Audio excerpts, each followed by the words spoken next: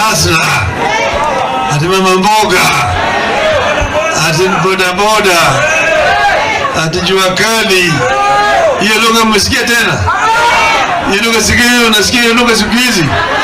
Mwezi hii iliyopita bei ya mafuta katika soko ya ulimwengu imerudi chini na 45%.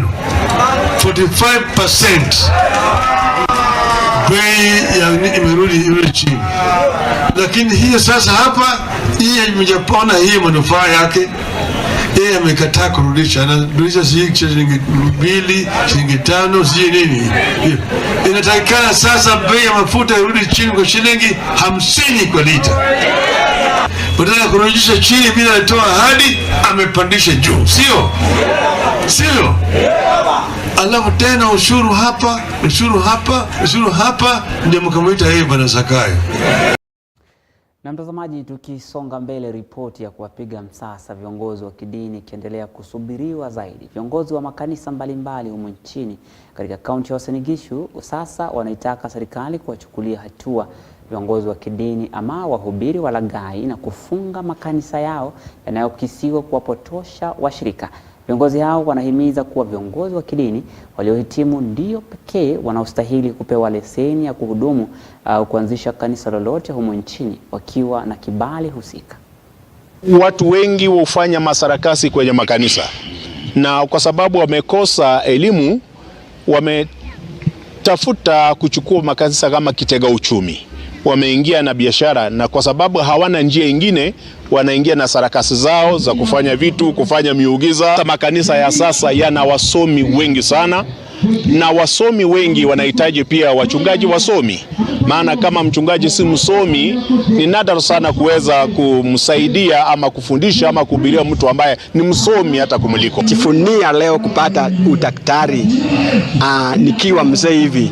Ninashauri tu wale ambao wako chini na wanaona wanaweza wakiweka bidii. I want to use this opportunity to appeal to the clergy, to the Levites, to the priests and all servants of God all over the globe, that this is that time that we arise to acquire knowledge and wisdom and skill up even on top of the calling and the gifting and the anointing, for us to be able to be more effective and efficient even in pushing forth our Father's kingdom. Na mtazamaji, katika kaunti ya Nyamira, familia moja katika kijiji cha Nyamarimba, kata ya Bokoisaba, Nyamira kaskazini, inalilia haki baada ya jamaa yao kudaiwa kufariki akiwa katika kituo cha polisi cha Ekerenyo. Jackson Makori Obare mwenye umri wa miaka 59 na ambaye ni baba ya watoto wawili alivamiwa usiku wa Jumapili mkesha wa Christmas alipokuwa pamoja na wenzake ambapo walikuwa wakielekea majumbani kwao, licha ya jirani yake kudaiwa kwa mauaji hayo kwa kupita kwa shamba lake na kumjeruhi vibaya. Obare alifikishwa katika kituo cha polisi cha Ekerenyo, baadaye kupelekwa katika hospitali hiyo kwa matibabu. Inadaiwa kuwa alirejeshwa na tena kituoni hicho ambako alifariki. Familia hiyo imesikitika kuwa maafisa wa DCI waliarifiwa kuwa mwili wa Obare ulikuwa kwenye makafani ya hospitali ya rufaa ya Nyamira, ili hali hawakuarifiwa kuhusu kupelekwa kwake hospitalini. Kwa mujibu wa naibu kamishna wa Nyamira Kaskazini Simon Musumba, uchunguzi umedhibitisha kuwa Obare hakuiba ndizi ilivyokuwa inadaiwa na kuwa aliaga baada ya kufikishwa katika hospitali ya rufaa ya Nyamira. Hakuna ene corruption na samba yote, hakuna shida na yeye. Hata nimeshangaa ile vitu kile makosa toka kiweka ikatokea hapa. Tulisikia aliumizwa sana. Aliumizwa na marungu, akafunjwa mguu, akaumiswa kila bahari. Mpaka akapika nduru, mpaka akakucha akasirai sasa akakosa fahamu. Uliza moja ya attendance. Hii ni ndugu yangu, lakini majina sio majina yake. Nikawauliza au kuwa na kitambulisho kinaye kumtambua kwa maana alikuwa anatembea na vitu zake zote. Wakasema sisi hatujui hiyo maneno, mwende muulize kwa polisi, kwa maana polisi yenyewe ndio mpeleka kwa mochari. Sasa nikauliza wapi nguo zake? Wakasema nguo zake hakuna, ati zilichomwa. Sasa nikashangaa nguo za mtu ambaye ameuawa mbona zinachomwa? Kuna mwanamume mmoja ambao ilisemekana alikuwa anashukiwa kuwa alikuwa anaiba ndizi, na kutokana na hayo ikasemekana alifumaniwa na akaweza kupigwa na baadaye kupelekwa hospitali akafa. Lakini baada ya uchunguzi ambao tumekuwa nayo hapa na pale, inadhibitishwa kuwa marehemu hakuwa naiba.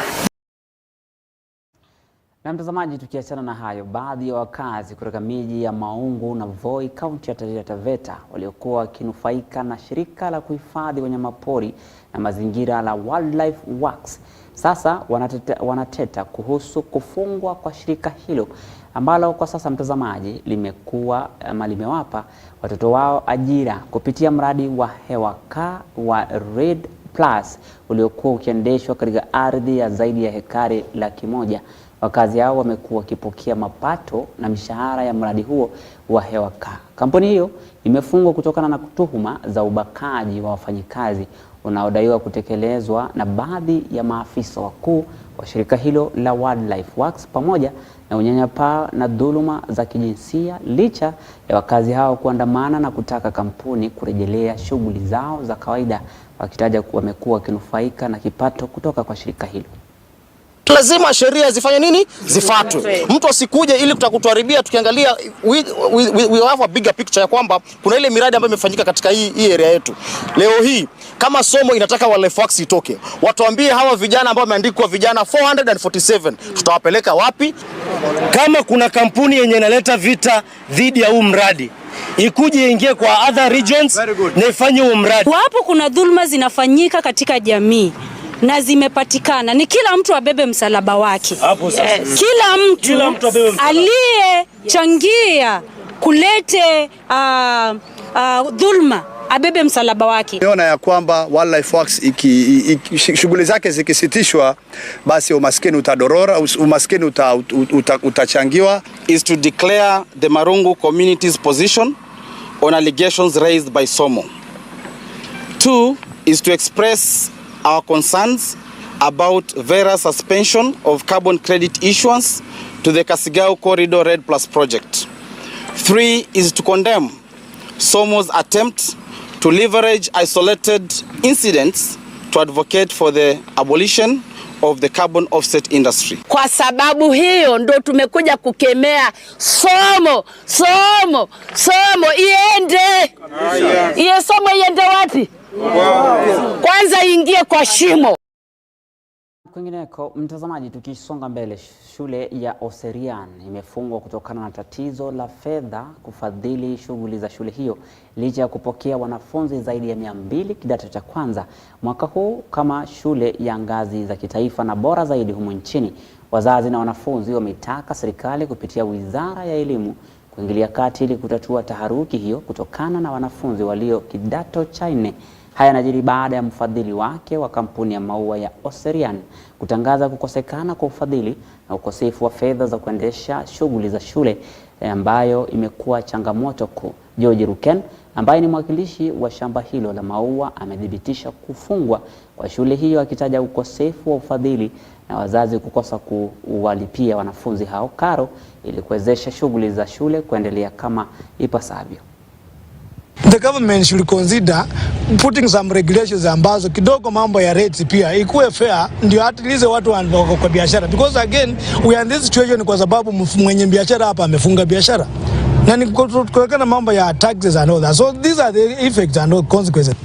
Niko na uchungu ndani yangu kwa sababu nimekuwa na kijana form 4 amefanya form 4 Serenai, amemaliza, ajui penye certificate yake atapata.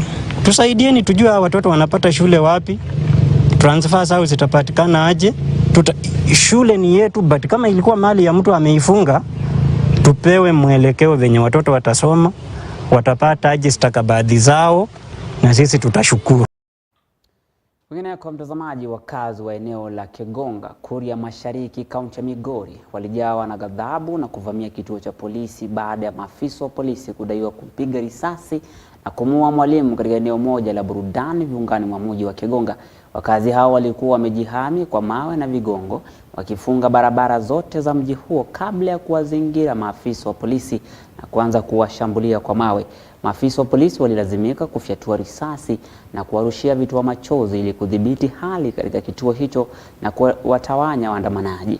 Ilimlazimu kamishina wa kaunti ya Migori David Gitonga kufika hapo kuwatuliza wenyeji kwa sababu ya ghadhabu waliojawa. Inadaiwa kuwa kundi la maafisa wa polisi lililozazana na wakazi kwenye baa moja. Kwa mujibu wa wakazi wa hao, polisi walimvizia mwalimu huyo alipokuwa akielekea nyumbani akitumia usafiri wa bodaboda majira ya usiku. Huyu ni ndugu yangu. Ukweli asubuhi nilikuwa nimejiandaa kwenda kanisani, tuko na mkutano. Nikastukia watoto wangu wanasema, na huyu ni nani ameuawa? Mbona huyu ni ndugu yako? Kwenda kuangalia, kweli alikuwa ni ndugu yangu amelala chini. Kuna ofisa mmoja amekuja hapa, amekuwa transferred kuja hapa. Ameanza kushika watu kwa mabaa, hata yangu aliingia. Anashika, anaenda wanapiga faini huko. Mimi naomba county commander, si kesho, huyo officer ambaye ni Inspector Rotich aondolewe hapa kabisa. We have processed the scene and the DCIO is handling the case. We are recording statements from any witness who has anything that he or she has to say concerning that incident. But the initial report was that there were robbers who were robbing people along the road at near a bar called Vana, and that is where the incident happened. Na mtazamaji, zaidi ya mamia ya Wakenya kutoka maeneo mbalimbali humu nchini walifanya mkutano wa maombi karibu na Mlima Kenya kuliombea taifa, ambapo wananchi wanapitia hali ngumu ya maisha. Wakenya hawa ambao wametaja kama mahujaji walisimama katika maeneo 9 kufanya maombi ya kusema kuwa walikuwa wakiombea taifa amani na utulivu ili waweze kuendelea na shughuli zao bila tatizo lolote, wakitaja ipo haja ya kuombea serikali kuu kwa hali ambayo imekumba taifa. Aidha, wanasema waliona ni vyema kufanya maombi hayo sasa ambapo cheche za siasa zinazidi kutokota nchini na kuwagawanya wananchi kwa njia za ukabila, kisiasa na uongozi.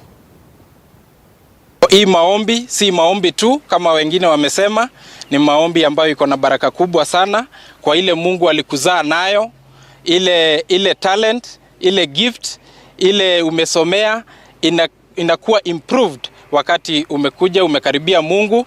Na tunasemanga kwa hospitali kwamba sisi tunatibu lakini Mungu anaponya. Kuja kwa hii mlima na si ati nimekuja kuomba mlima, nimekuja kuomba Mungu.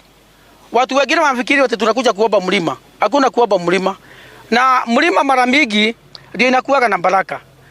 Na watu wote wanakujaga, watu wale wanakujaga kwa hii mlima ndio wanasema vile naongea. Ukienda mwaka moja miaka 2 baraka inateremka. Tumekuja kwa hii mlima, Mwenyezi Mungu atupatie baraka zake. Na baraka zake kubwa ni hii nchi yetu. Na hii nchi yetu saa hizi tunajisikia sisi ni kama tunalemewa. Kwa hivyo tunaleta hii shida kwa huyu Mungu alituleta hapa.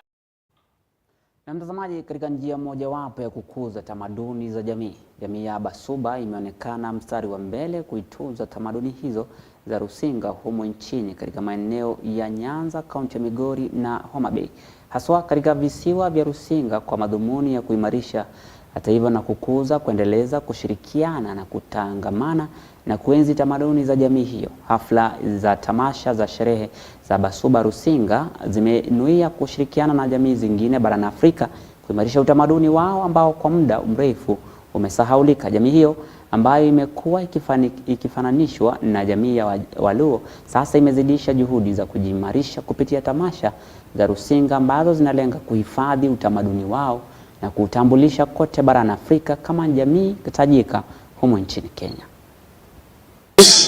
It is the foundation of our morals. It is a pity that today as a country we have lost quite a substantial proportion of the integral culture that our fathers and our forefathers laid a foundation on. I remember a long time ago when we were young, your neighbor would never go hungry when your parents had food. Your neighbor would never miss medicine when you had got medicine stored within the homestead. But today we are leading a very, very individualistic life, which is not good for team building, which is not good for the foundation of the Kenyan society.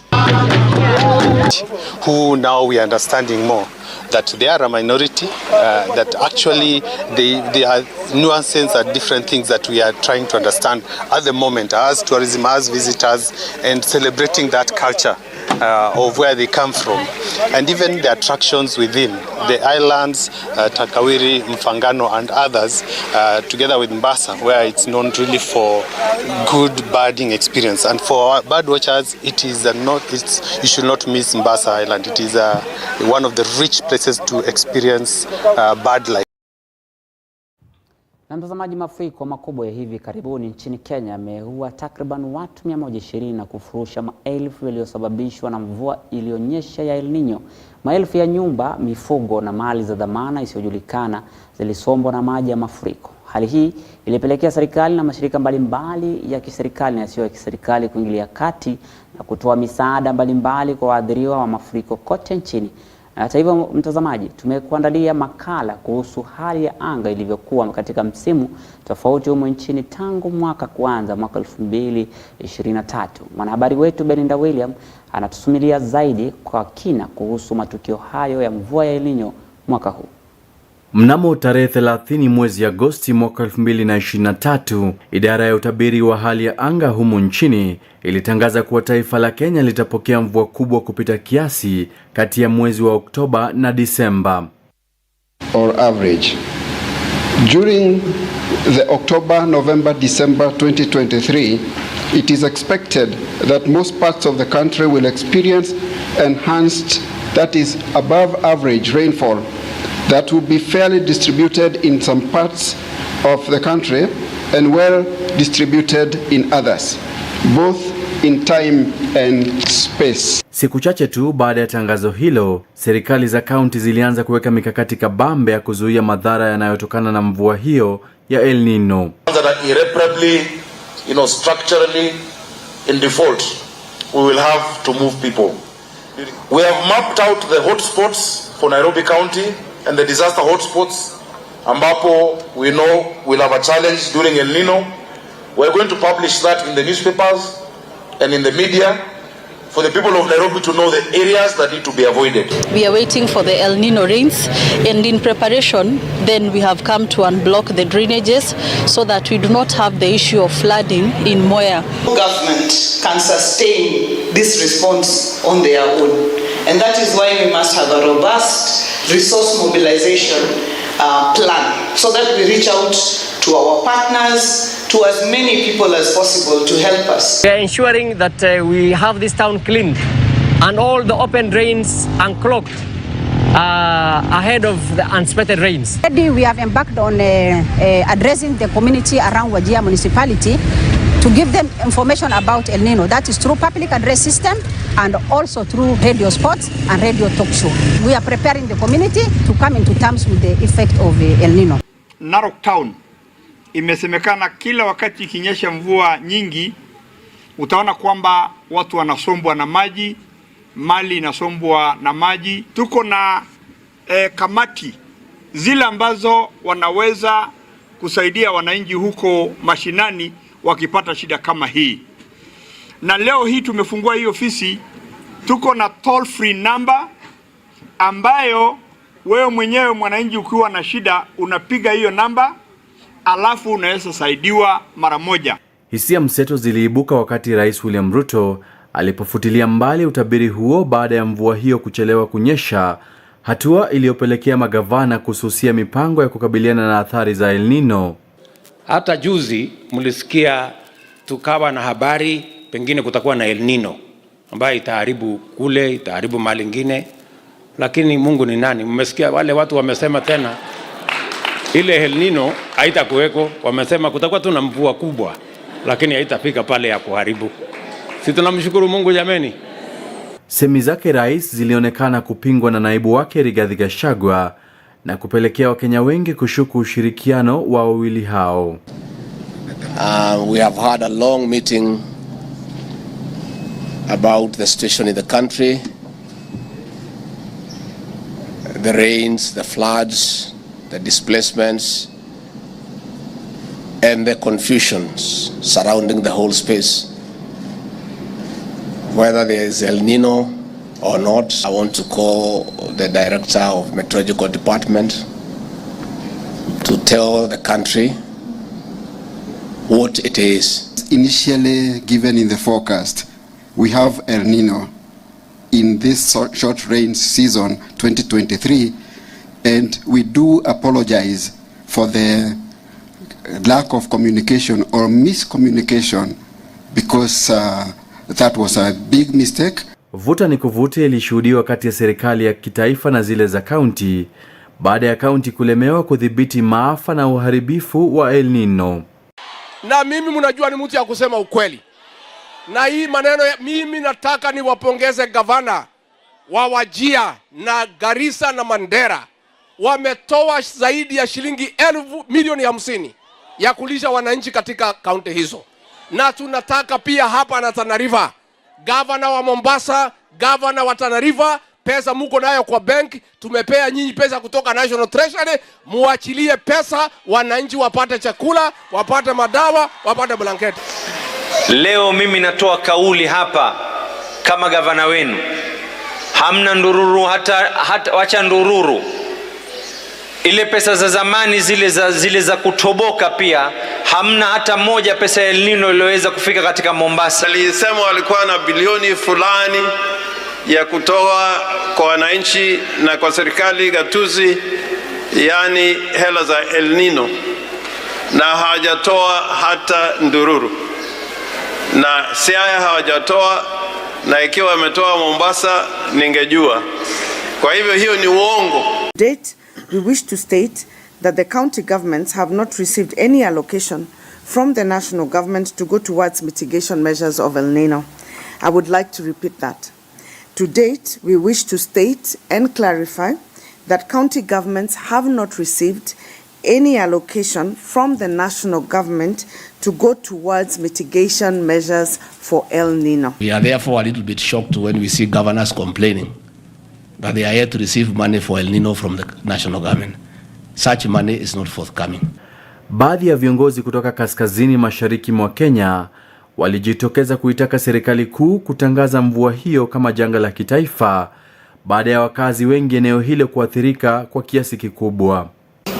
We implore the government to act on the following strategies. First, declare the El Nino rains and floods as a national disaster. To date, what we have been seeing is just lip service. We are yet to see any meaningful, well-collaborated, well-coordinated action from the government. As we speak for the people of northeastern and northern Kenya, today we declare that there is a national disaster in terms of El Nino. So we ask the international community please to step in. Lalama zao zilimfikia kiongozi wa taifa na kumlazimu kuita kikao cha dharura na mawaziri wake pamoja na washikadau husika kutafuta suluhu. Kwenye kikao hicho iliafikiwa kuwa kamati maalum iundwe kudhibiti madhara ya El Nino. We have concluded a meeting of the various multi-agency teams that are involved in assessing, managing, and providing leadership on the current situation that is going on in the country, the precipitation in the country, the rains have resulted in an emergency situation in Kenya. Punde tu baada ya kamati hiyo kuundwa, mikakati kabambe iliwekwa na hatua za dharura kuanza kuchukuliwa. Tumepata usaidizi kutoka Red Cross. Jana wamefika, hao wenyewe wameshuhudia, na leo naye wameleta msaadisi ya nyumba 20. Na bado iko manyumba mingi hajisaidiwa. Tunataka hiyo wengine hawajafikiwa tusaidiwe. Jana maafisa wa Red Cross wakisaidiwa na maafisa wetu wa ward administrator, town administrator wote walikuwa hapa ili kukagua hasara ambayo ilifikia wakaaji wa sehemu hii, na leo hii tunafurahi kwamba tumepata msaada wa kwanza kutoka kwa shirika la Red Cross. Kufikia Disemba tarehe 20, msemaji wa serikali Isaac Mwaura alitangaza kuwa takriban watu 174 walikuwa wamepoteza maisha yao na familia nyingi kuachwa bila makao. We strongly caution Kenyans against working in mines during rainy seasons